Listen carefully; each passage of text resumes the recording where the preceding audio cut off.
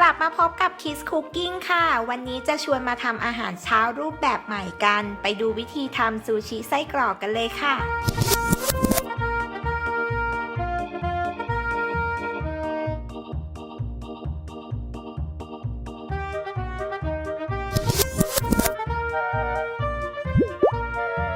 เราจะเริ่มที่การรีดขนมปังให้เป็นแผ่นบางๆก่อนนะคะ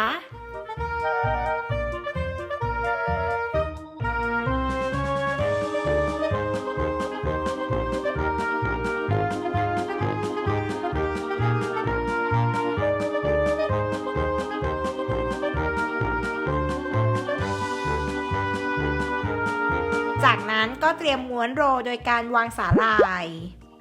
ตามด้วยขนมปังค่ะ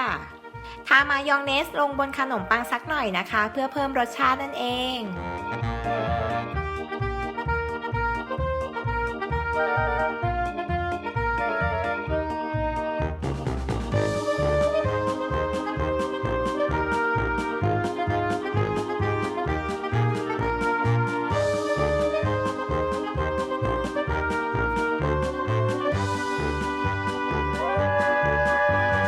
แล้วก็นำไส้กรอกวางลงไปค่ะ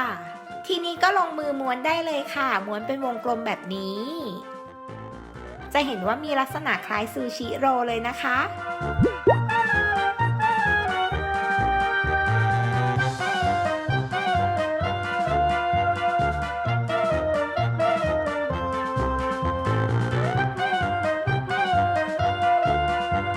เสร็จแล้วก็ตัดเป็นชิ้นพอดีคำค่ะทีนี้ก็พร้อมอร่อยได้เลย